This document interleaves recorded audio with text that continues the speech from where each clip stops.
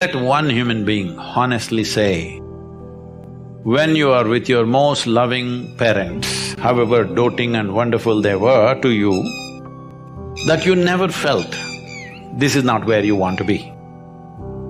That is a dishonest human being.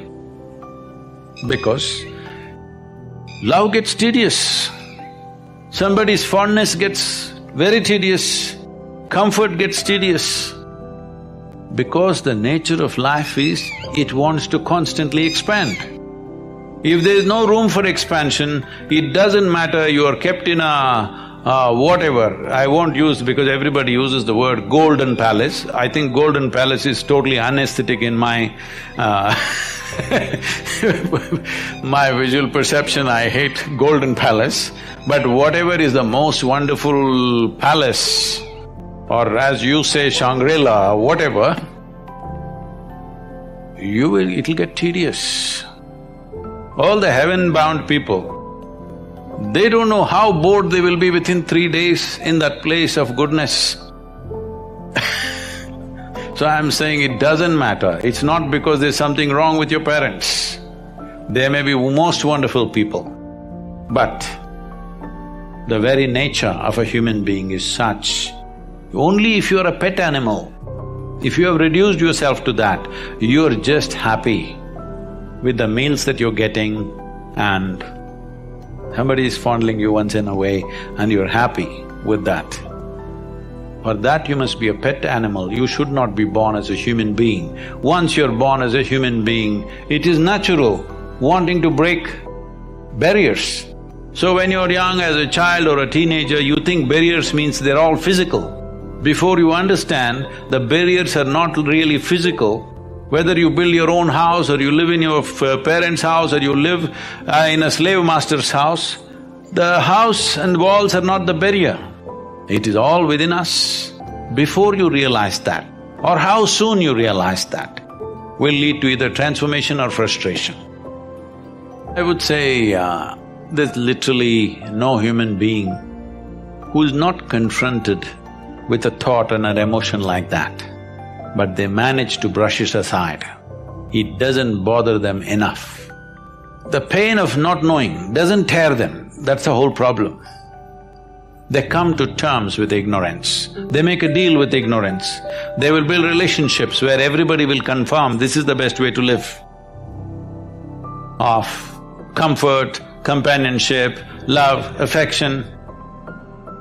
These are all things you're seeking. I know a whole lot of people have raised human emotions to heavens. If you say love, they say divine love. If you say joy, they say divine joy. If you say bliss, they say divine bliss. You don't need any God's help to be joyful, loving, peaceful. As a human being, you're endowed with these qualities. So all those who deprived themselves of that, they either seek God or they settle for a dog. Yeah, usually. Because they want unconditional love, this is a demand. Because the nature of love is such that it's like a flower, if you don't watch it for 2 minutes, it'll fall. It'll wither and fall right there. Either you want to let it fall, or you have to nourish it every moment, or you have to concretize it. That means you take a picture and keep it on your phone screen, or you institutionalize it with marriage or this or that. So essentially, well, I'm not against any institution because institutions are needed in the world to operate, otherwise there'll be chaos. That is a different thing. But you cannot institutionalize joy or peace like right now we think United Nations is the institution for peace. No, you cannot institutionalize peace. You cannot institutionalize joy. You cannot institutionalize love or anything for that matter. Institutions are functional instruments in a given society. I have utmost respect for them because without it, a whole lot of people wouldn't know how to live. You need institutions, there is a government, there is a democratic process, there are variety of things, all right? There are courts, there are parliaments. Well, 90% of the time some nonsense may be happening there, but still these institutions are important because without that there will be total chaos. So I'm not talking against institutions, but institutionalizing things that happen within a human being is a silly effort. How do I enhance my competence? See, let's say you want to run on the field, let's say you want to run a race, you want to run 100 meters. It is not running that you have to work on right now, you have to work on your legs and lungs and muscle and everything, isn't it so? So, if you want to become a great engineer, yes, definitely an institute like this is crucial on one level.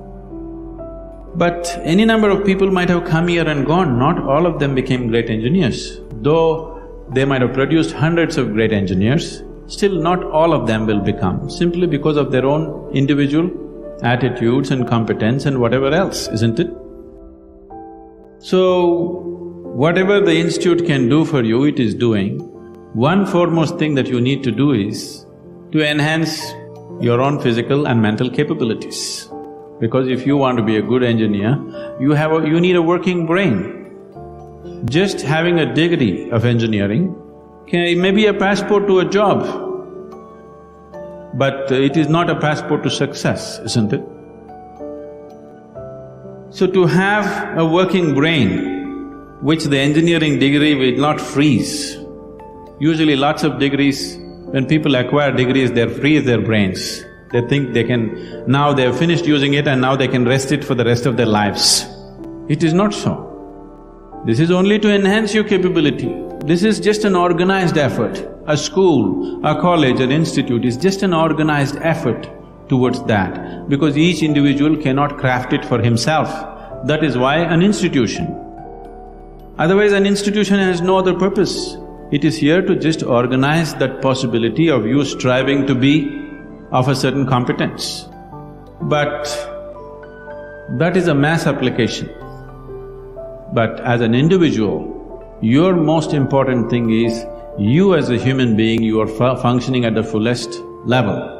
If that has to happen, there are other dimensions which one needs to explore. Unfortunately, though these sciences and technologies for inner well-being have been the mainstay of this culture for thousands of years, today we are largely losing it for various reasons because we want to imitate somebody else. We don't want to imitate our grandfather Topiwala anymore. We want to imitate the hat seller from another country. Because of that, we are losing those things, but we should not. We have to bring it back into our lives. This is very much a part of the way the culture itself is structured, that it is all about the human being. See, this is the only culture which talks about, which even an illiterate person in this culture is aware of, that you can actually evolve to another dimension of existence. Even if I go into a village and talk to an illiterate peasant who has not read anything, who doesn't know anything, who's not heard any of this stuff, even to him if I go, he will not ask me, give me a golden horse or something, he'll say, "Enakku mukti venum Swami." He's saying he wants ultimate liberation. Where did this fellow get this? Nowhere else on the planet this is possible. Nowhere else on this planet is it possible that an illiterate person is thinking that he can break his present dimension of existence and go to another place, whatever that place is.